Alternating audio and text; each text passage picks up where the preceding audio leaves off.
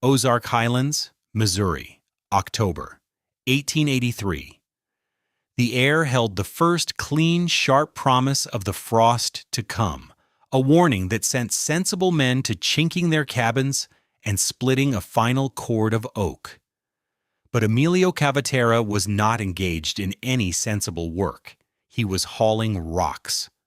From the creek bed, a quarter-mile below his homestead, he carried them one by one in a canvas sling.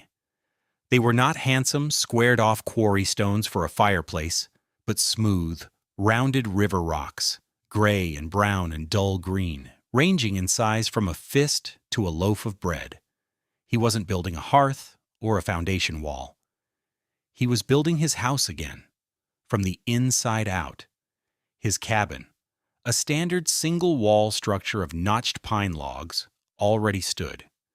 Now he was meticulously framing a second, thinner wall of planking 4 inches inside the first, creating a hollow space between the heavy exterior logs and the new interior surface. Into this cavity, painstakingly, he packed the river stones. It was slow, brutal work. Goss Trentham, the lumber merchant from town who'd sold Emilio the planks for this strange inner wall, pulled his wagon to a halt on the ridge overlooking the claim. He watched for a long moment, his face a mask of professional disbelief. He'd seen a lot of foolishness on the frontier, but this was a new species of it. He ambled down the slope, accompanied by Jedediah Croft, a carpenter who bought his lumber. "Cavaterra," Trentham called out, his voice carrying the easy authority of a man who supplied the very bones of every home in the county. "What in God's name are you doing?" Emilio paused, wiping sweat from his brow with the back of a dusty forearm. He was a compact man, with the dense, quiet strength of a stoneworker. He gestured to the wall. "I am filling the walls." Trentham squinted at the gap, now half filled with a jumble of gray stones. "With rocks? You're turning your house into a well. You'll have damp and mold in there by Christmas. Besides," he kicked at the foundation stone at the corner of the cabin, "a solid limestone block. You're adding tons of dead weight. These footings were set for a log cabin, not a fortress. You'll have the whole structure collapsing on your family's heads." He delivered the prediction with the calm certainty of an expert. Jedediah Croft nodded sagely beside him. "He's right, Emilio. It's against all reason. Wood is what keeps a house sound, not a pile of creek rubble." The word they didn't use, but which hung in the crisp autumn air, was crazy. This Italian was a fool, building his own tomb. Emilio Cavaterra simply picked up another river stone.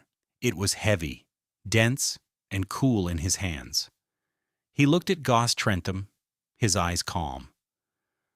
"The weight is the point," he said, and slotted the stone into the wall cavity. What did this Italian hippocaust mason, a man from a world of ancient stone and ceramic, understand about thermal mass that the most experienced lumber merchants and carpenters of the Missouri frontier had tragically missed? The answer to that question would not only save his family, but would rewrite the rules of survival in the unforgiving Ozark winter. But before we explore the profound physics hidden in those simple river stones, I want to invite you to be part of our community of historical detectives. If you enjoy stories about forgotten ingenuity and practical wisdom, please take a moment to subscribe to our channel and like this video. It helps us bring more of these incredible tales to light. And I promise you, by the end of this story, you will understand how a simple rock can hold the memory of a fire for days. Let me know in the comments, what's the most clever, low-tech solution to a problem you've ever seen? Emilio Cavaterra was not a frontiersman. He was not a hunter, a trapper, or even a farmer by trade. In his native Piedmont, he had been a fornacimedio, a master of kilns and ovens, a man whose entire life had been dedicated to the capture, storage, and slow release of intense heat. His hands knew the language of fire brick, of terracotta flues, of the deep, resonant warmth that radiated from 100 tons of stone hours after the flames were extinguished. He had built the bread ovens for entire villages, ovens that could be fired once in the morning and bake all day on the retained heat. He understood the ancient Roman technology of the hypocaust, the art of heating a building's very bones, turning its floors and walls into massive, gentle radiators. When he came to America with his wife, Sophia, and their two small children, Luca and Isabella, he brought with him not a knowledge of log construction, but a deep, almost instinctual understanding of thermal dynamics. He was drawn to the Ozarks by the promise of land, a place to build a life from the ground up. But the land had its own hard lessons. Their first winter, in 1882, had been a catastrophe of conventional wisdom. He had built his cabin exactly as his neighbors advised, as Goss Trentham's lumber dictated. Thick, well-notched pine logs, chinked with mud and moss, a large stone fireplace, built to the exact specifications of local custom. It was a handsome, sturdy cabin, and it was a thermal sieve. The fire roared, consuming a terrifying amount of the wood they had spent all autumn cutting and stacking. An hour after the flames were fed, the heat was already starting to retreat. The problem wasn't the fire. The fire was immense. The problem was the walls. The pine logs, for all their thickness, had very little mass. They could not hold the heat. The moment the fire died down, the immense thermal energy it had produced bled out into the frozen Missouri night. That first winter was a blur of misery and fear. Sophia and the children slept in their coats, huddled together in one bed. The fire barely outlasted the wood. The cabin was frigid and drafty by midnight. Every nail had a point of white frost on the interior walls. By morning, the water in the bucket was a solid block of ice. Their breath was visible at noon, even with a small fire struggling in the hearth. They were constantly cold, constantly feeding a ravenous fireplace that gave them only a small circle of temporary warmth in return. Emilio felt a shame deeper than the cold. He was a master of heat, yet his family was freezing. He had followed the local rules and built a perfect frontier cold trap. He had failed. That spring, as the thaw came, he swore he would not fail again. He would not build their house, he would build their kiln. The failure of the standard Ozark cabin was not a failure of craftsmanship. Jedediah Croft and men like him were excellent builders. It was a failure of physics, a fundamental misunderstanding of the enemy. The enemy was not just the cold air outside. It was the rapid loss of precious heat from within. A log wall, even a thick one, is primarily an insulator. Insulation slows heat transfer, but it does not stop it. And critically, it does not store it in any meaningful quantity. Let's look at the numbers. A seasoned pine log has a relatively low density. It's filled with microscopic air pockets, which is what gives it its insulating properties. But its specific heat capacity, the amount of energy required to raise its temperature, is modest. A typical log wall on a 15 by 15 foot cabin might weigh around 6,000 pounds. When a fire pumps, say, 50,000 British thermal units, BTUs, of heat into the room for an hour, the air heats up instantly. The surfaces of the logs warm up, but they don't drink the heat in. The energy sits near the surface, ready to escape. The moment the fire dies down, the direction of heat flow reverses. The warmth radiates from the log surfaces to the colder objects in the room and is conducted straight through the chinking and the wood itself into the negative-degree air outside. The cabin could lose 10, even 15 degrees Fahrenheit per hour. This was the cycle of desperation his neighbors were trapped in. The family of Silas Blackwood, on the next claim over, burned through 8 cords of wood that first winter. Their days were a frantic race to feed the fire, their nights a slow surrender to the encroaching cold. Their reality was one of dramatic temperature swings. They were either sweating by the hearth or shivering in their beds. There was no middle ground, no sustained, gentle warmth. They were heating the air in the room, over and over again. And the Ozark winter was an infinitely patient thief, stealing that heated air every second of every day. The settlers were fighting a battle of attrition against the second law of thermodynamics, and without a radical change in strategy, they were destined to lose. Emilio Cavaterra knew you couldn't win by making a bigger fire. You had to build a better vault to store its power. The construction began in late summer.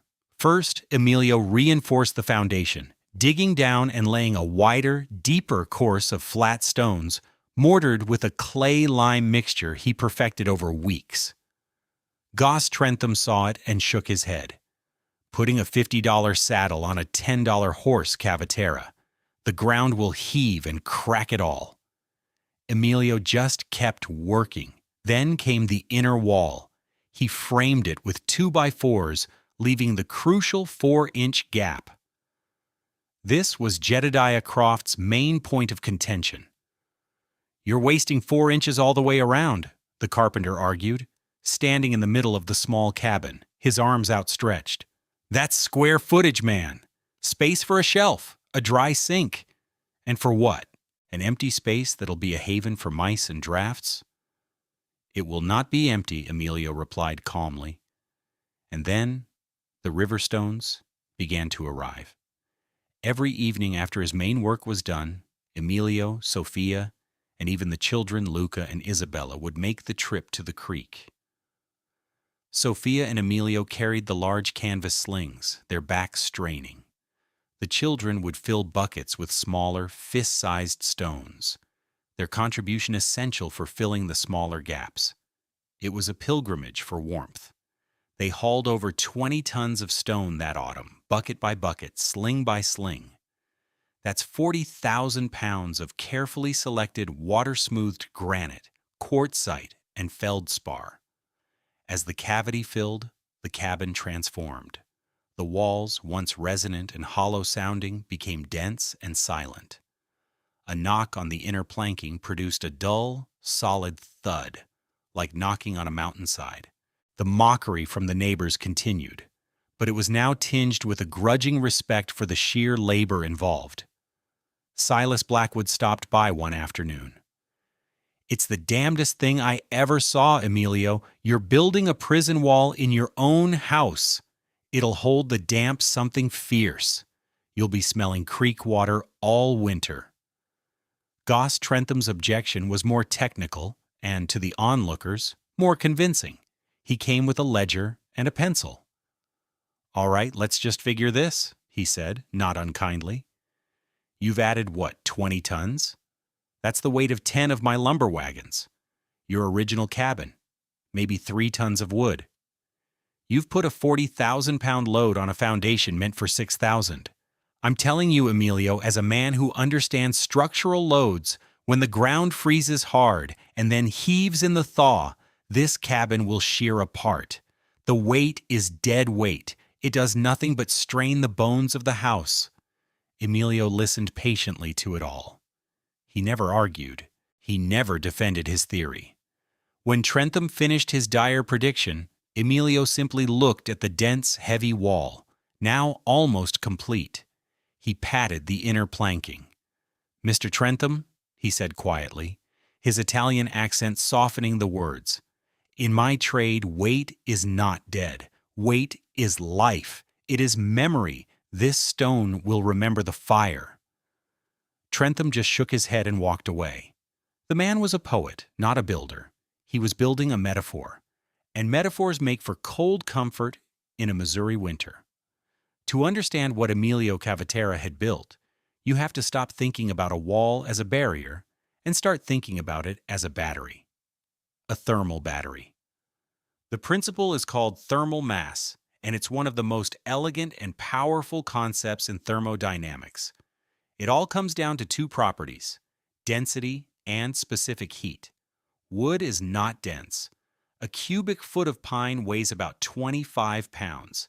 It is an excellent insulator for its weight.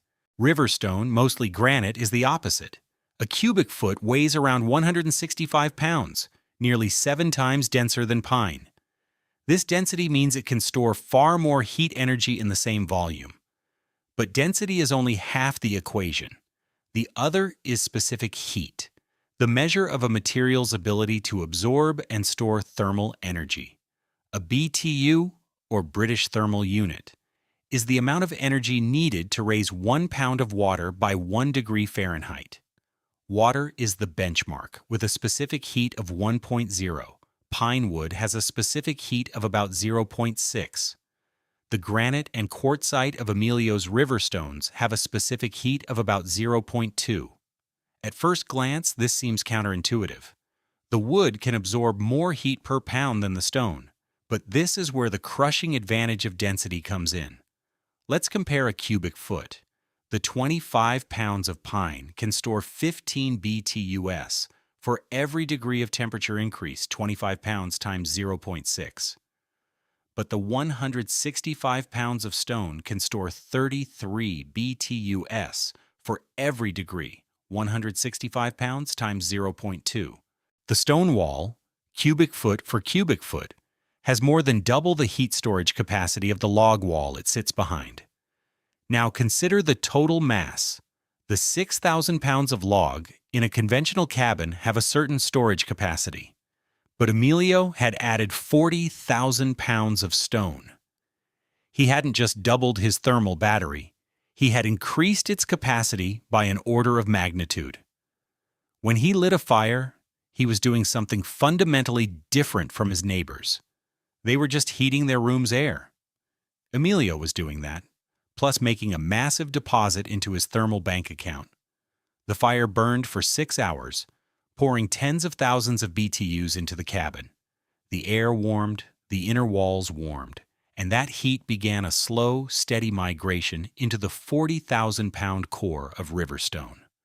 The process was slow, but like water soaking into a giant sponge, the heat was being absorbed.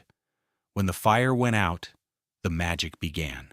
In a normal cabin, the temperature would begin to plummet immediately, but in the Cavaterra cabin, the flow of energy reversed. The now cooling air of the room became colder than the surface of the inner wall. The wall, warmed by the massive stone core behind it, began to radiate gentle, even heat back into the room. The stone core itself was now the furnace. It would release its stored energy not at the violent rate of a fire, but at a slow, deliberate pace, dictated by its mass and density. The card stated a release rate of 2 to 4 degrees Fahrenheit per hour. This meant that a cabin heated to 68 degrees Fahrenheit might only drop to 64 degrees Fahrenheit in the first hour after the fire died, and perhaps 60 degrees Fahrenheit the hour after that. The temperature drop was a gentle, manageable slope, not a terrifying cliff. Emilio hadn't built a barrier to keep the cold out. He had built a reservoir to keep the heat in. That winter, the Ozark Highlands were seized by a hard freeze that became a legend. For 21 consecutive days in January of 1884, the temperature never rose above zero. For most of that time, it lingered at 12 below, with a wind that honed the cold to a razor's edge. Trees on the ridges cracked like rifle shots in the night. Livestock had to be brought inside or they froze standing. It was the kind of cold that found every crack, every weakness in a man's preparations. It was a perfect, brutal laboratory for Emilio's experiment. At the Blackwood cabin, life was a desperate siege. They kept the fire roaring day and night, moving their beds into a tight semicircle around the hearth. The outer walls were coated in a thick, crystalline layer of frost. When Silas opened the door, the cold didn't just enter. It fell into the room like a physical thing. They burned through a cord of wood a week, and Silas's face was etched with the constant, gnawing anxiety of the woodpile shrinking too fast. Jedediah Croft, the carpenter, fared little better.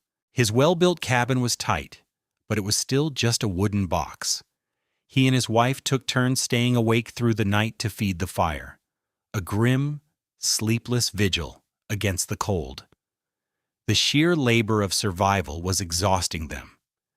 At the Cavaterra cabin, life continued with an almost unnerving sense of normalcy.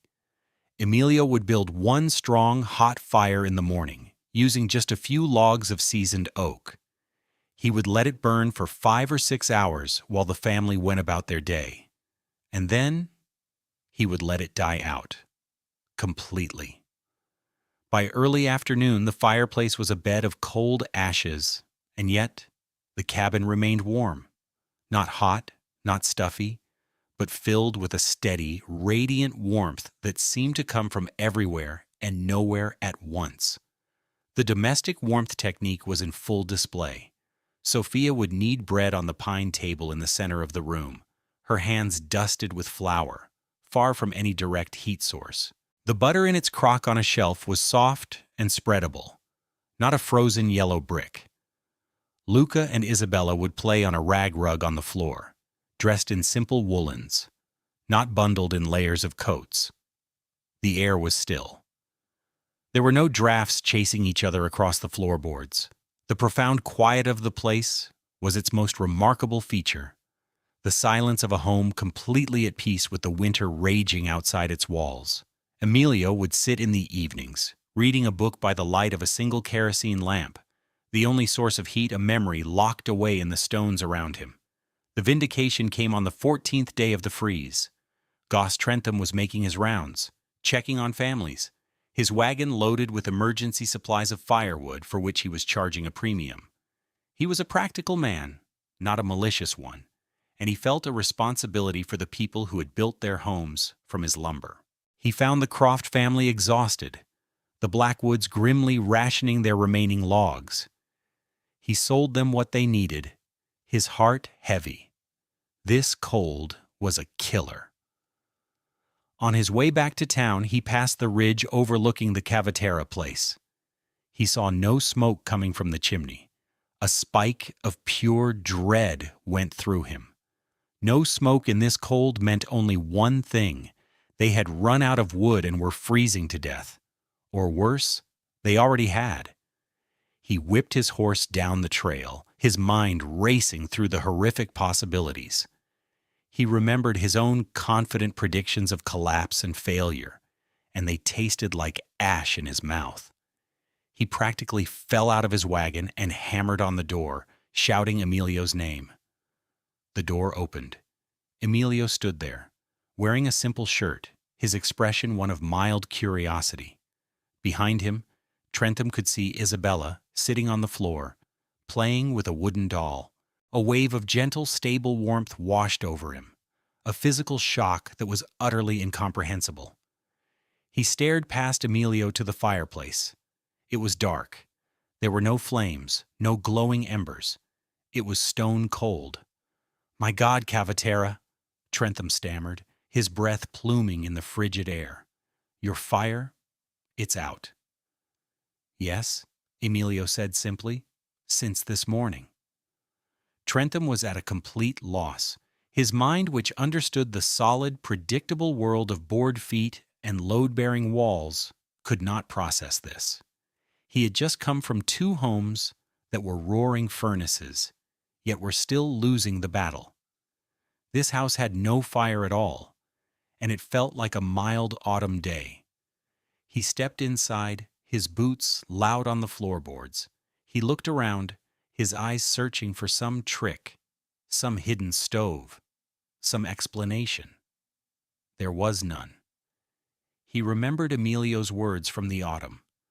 "This stone will remember the fire." Driven by an impulse he didn't understand, he walked to the interior wall, the simple pine planking that hid the cabin's secret. He expected it to be ice cold, like every other wall in the county. He pulled off his thick glove and pressed his bare forearm against the wood. The vindication scene was not a shout, but a whisper of stored energy. He expected the biting cold of inert timber. Instead, what he felt was a deep, penetrating, impossible warmth. It wasn't hot to the touch, not like a stove. It was a living warmth, a gentle, radiant energy flowing from the wall into his skin. He pressed harder, his eyes wide with disbelief. It was real. He slid his arm down the wall. It was warm from floor to ceiling. The entire house was a radiator. The proof was undeniable, a physical sensation that shattered his entire understanding of how a house should work. He stood there for a full minute, his forearm pressed against the wall, his mind slowly rebooting. He turned to look at Emilio, who was watching him with that same infuriating, quiet patience. "How?" Trentham finally whispered. Emilio gestured to the wall. "The fire heats the stone. The stone then heats the room. For a very long time." Trentham stayed for an hour, watching, feeling, trying to reconcile what he was experiencing with a lifetime of experience that told him it was impossible. He finally left, his mind reeling. But he returned the next day in the late afternoon.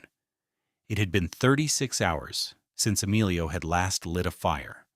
The temperature outside was 15 below. Trentham brought a thermometer with him. He knocked, entered, and placed it on the central table. They watched as the mercury slowly settled. 52 degrees Fahrenheit. Trentham sank into a chair, the full weight of the revelation hitting him. All the mockery, all the confident predictions of failure, all his expertise. It was all wrong. He looked at Emilio, no longer seeing a foolish immigrant, but a man who possessed a knowledge so profound it seemed like magic. "You didn't build a wall to keep the cold out," Trentham said, his voice full of a new and unfamiliar awe. "You built a vault to bottle the fire." News of the stone-filled cabin traveled slowly at first, then with the speed of a spring thaw. It wasn't Goss Trentham who spread the word initially. His pride was too deeply wounded. The spread began with a letter. Emilio, whose English was still halting, had Sophia help him compose a long letter in Italian to a cousin in St. Louis, who was also a stonemason. In it, he described in meticulous detail the construction of the walls, the type of stone, the ratio of clay and lime for the foundation mortar, and the results of the winter test. He included sketches of the double wall framing and a table of wood consumption versus interior temperature. His cousin, a practical man named Giorgio, was fascinated. He shared the letter with his colleagues in the small, tight-knit community of Italian masons and builders in the city. They were men who, like Emilio, understood stone not as a dead material, but as a living medium for capturing and manipulating heat. The letter was copied by hand and passed along. One copy made its way to a German stonemason working on the breweries in Hermann, Missouri, a man who understood the thermal properties of lagering cellars. He immediately saw the genius in reversing the principle, using mass to keep heat in rather than out. By the following autumn, the technique now dubbed the Cavaterra wall, or the heat battery house, was being attempted by a handful of brave families in 3 Missouri counties: Gasconade, Franklin, and St. Charles. The masons, who could now find work not just on foundations and chimneys, but on the very walls of houses, became its greatest evangelists. They were the ones who could explain it to skeptical farmers and carpenters. Goss Trentham, to his credit, eventually became one of its most powerful advocates. Having seen the proof with his own eyes, he began offering a Cavaterra package, pre-cut lumber for the inner wall framing, sold alongside a wagon load of river stone, for which he'd staked a new claim. By 1890, dozens of homes in the Ozark Highlands featured the dense, heat-hoarding walls, and their owners enjoyed a level of winter comfort and fuel security their neighbors could only dream of. The quiet genius of Emilio Cavaterra's Riverstone wall was that it anticipated, by nearly a century, the core principles of modern passive solar design and energy-efficient building. Today we call what he built a thermal mass wall, or a trombe wall. Building science now has precise calculations for the R values of insulation and the specific heat capacity of materials like concrete, brick, and stone. We understand that a truly energy-efficient home is a system, a balance between insulation, resisting heat flow, and thermal mass, storing heat energy. Emilio didn't have the scientific vocabulary, but he had a deep, hands-on, generational knowledge of the principle itself. He knew that a structure's ability to weather a period of extreme cold was directly proportional to its capacity to store energy during the periods when it was available. His simple, elegant solution was a masterclass in resilience, using a low-cost, locally available material to solve his family's most pressing problem. In the end, the story of Emilio Cavaterra isn't just about a clever building technique. It's about a fundamental shift in perspective. His neighbors, for all their hard-won frontier experience, saw a house as a shield, a thin barrier of wood meant to hold the wilderness at bay for a few hours at a time, a battle that had to be fought anew every single day with the brute force of a roaring fire. Their solution to feeling cold was always to add more heat. Emilio, coming from an older world, saw the problem differently. He understood that you don't fight the winter, you negotiate with it. You absorb its opposite when it is plentiful and release it slowly when it is scarce. He knew that a wise man doesn't just heat a room, he charges a battery. The stones in his wall were a savings account for warmth, a physical memory of the sun and the fire, a quiet, solid promise that even after the flames died, their energy would remain. Thank you for joining us for this incredible story of frontier ingenuity. If you found the science and the history as fascinating as we did, please don't forget to like this video and subscribe to the channel for more tales of forgotten wisdom. We'd love to hear your thoughts in the comments. What other modern technologies do you think have older, low-tech ancestors? Your engagement helps our community grow. The information presented in this video is for educational and storytelling purposes, inspired by historical practices. The characters, names, and specific events depicted are fictional reconstructions. The building techniques described are based on real thermal principles. Any application of these or similar methods today should be done in accordance with modern building codes, safety standards, and engineering regulations. This content does not constitute professional, technical, or legal advice.